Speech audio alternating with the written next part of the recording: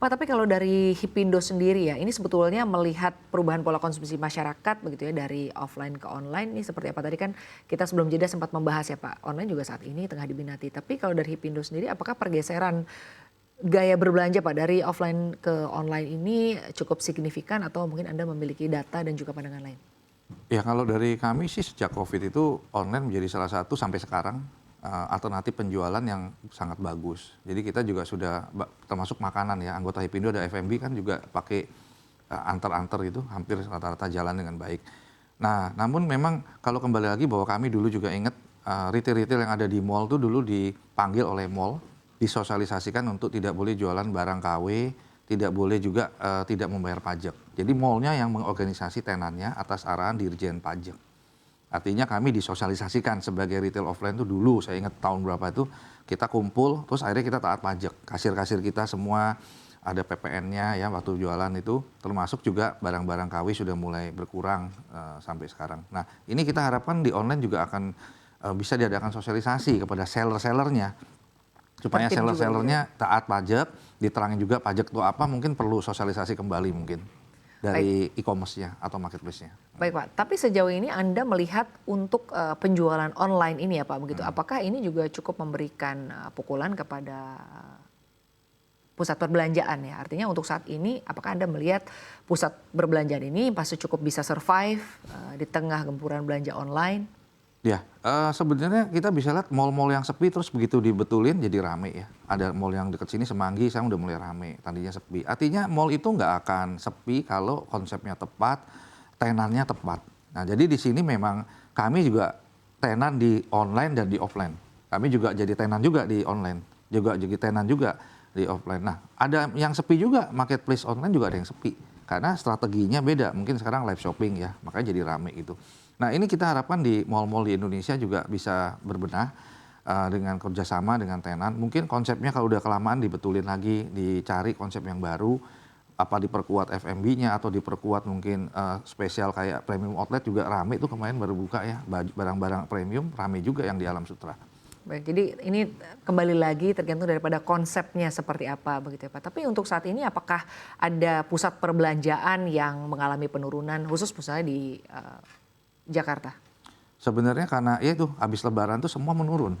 Karena habis Lebaran daya belinya sudah mungkin ngerem dulu. Nah kita harapkan di 3 bulan ini bisa ada satu program-program bersama mall, bersama nanti ada Jakarta Great Sale misalnya. Semoga itu bisa mengangkat lagi penjual-penjualan dan juga ada belanja di Indonesia aja, program Bina. Tapi harus ada trafficnya. Jadi turis tuh harus datang. Kami ajukan juga free visa untuk semua negara bisa belanja di Indonesia. VAT refund 11% bisa dikembalikan. Dan termasuk belanja pemerintah, kemarin THR turun tuh kan 2 minggu langsung rame. Nah itu kan dari swasta. Bagaimana sekarang mungkin apa gaji pegawai negeri dibayar 2 kali, tengah bulan dibayar, nanti lagi di akhir bulan. Mungkin bisa ada strategi-strategi untuk mempercepat uang masuk di dalam pasar ini. Baik, tapi untuk mall tutup sendiri karena kehadiran online begitu ya Pak, artinya mungkin masyarakat lebih memilih belanja online ini belum ada ya Pak untuk dengan saat ini? Kalau sampai tutup mana online sebenarnya yang kita lihat misalkan kayak Tanah Abang gitu. Malah pedagangnya kan juga udah lebih banyak jual online. Artinya dia sebagai showroom aja. Supaya orang bisa pegang-pegang, beli, testing, tapi belanjanya di online. Karena itu kan ada, di online tuh kan ada kayak pay letternya juga ya. Itu yang kadang-kadang membuat orang belanja di sana. Kalau sampai tutup gara-gara online, susah diomong ya. Karena konsepnya kalau bagus ya nggak akan tutup mall itu. Seperti itu. Baik Pak, lalu inovasi apa yang perlu dilakukan oleh pusat perbelanjaan ya Pak? Artinya pasca pandemi, di tengah daya beli masyarakat yang tengah menurun, kurs rupiah terhadap dolar Amerika Serikat juga kalau kita lihat masih cukup volatile. Ini kan pasti akan berdampak ya kepada gaya beli masyarakat. Tadi Anda menyampaikan bahwa mungkin di beberapa pusat perbelanjaan memberikan promo-promo menarik. Nah apakah ini juga cukup efektif Pak untuk bisa mendatangkan para konsumen begitu ke pusat perbelanjaan itu sendiri? Ya sebenarnya kalau misalnya hal kecil-kecil aja dikasih free parkir gitu ya. Dengan free parkir itu kan sudah membuat orang berbelanja. Jadi hal-hal kecil seperti itu yang menurut saya mungkin perlu dipikirkan oleh pusat belanja. Dalam kondisi sepi ini udah dibebasin parkir seminggu ini atau 2 minggu ini mungkin nah kita lihat apakah orang kembali ke mall lagi apa enggak. Itu hal kecil ya, belum yang lainnya lagi. Baik, tapi melihat kondisi saat ini, Anda melihat dukungan dari pemerintah sendiri seperti apa Pak? Artinya dukungan dari pemerintah ke pusat perbelanjaan. Mungkin tadi juga Anda sempat menyampaikan bahwa online ini juga mungkin perlu taat pajak begitu ya. Nah, Anda mungkin melihat komunikasi seperti apa yang perlu terus dibangun baik antara pelaku usaha, marketplace, pusat perbelanjaan. Seperti apa nih Pak pengaturannya? Ya kalau pemerintah paling bisa tuh membantu selain mendukung kemudahan yang lebih jangka panjang ya, kemudahan izin, usaha, peraturan, perpajakan, reklame, mau promosi deh, retail mau promosi itu dibebaskan pajak lagi seperti ini. Bagaimana mau mempromosikan di LED Tron di jalan-jalan utama itu, ya udah dikasih kebebasan supaya bergerak kembali ya ekonomi kita. Itu satu yang paling gampang kan ada di mereka di Pemda, dibebaskan dulu. Atau mengadakan event-event di mall. Ya seperti contohnya nih Sarina kita sangat seneng kan berubah jadi bagus. Ada event-event di situ sering sekali. Nah, diadakan di mall-mall lain juga. Mungkin pemerintah mengadakan acara tuh atau launching suatu program di mall-mall yang ada supaya mallnya hidup kembali.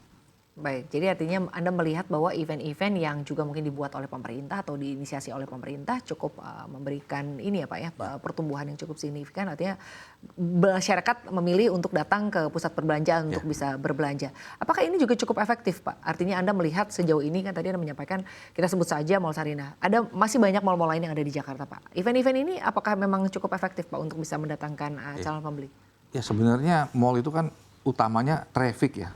Bagaimana orang berbondong-bondong datang, nanti setelah datang dia bisa makan, minum, atau belanja. Nah ini harus ada eventnya. Nah sedangkan kalau pengusaha saat ini kan sedang melakukan efisiensi, ya jadi biayanya ditekan bagaimana. Nah makanya tadi promosi kalau bisa dibantu pemerintah, diberikan stimulus promosi reklame. Nah untuk eventnya ini bisa dari pemerintah. Misalkan pemerintah mengadakan event fashion show, ngundang retail atau tenan-tenan brand lokal, dibantu pemerintah. Banyak hal yang bisa mendatangkan traffic dan itu efektif. Biasanya kalau event itu bagus, ya kerjasama dengan asosiasi pemerintah itu akan mendatangkan traffic ke mall. Akhirnya pasti ada yang belanja sih, ada yang nonton atau makan.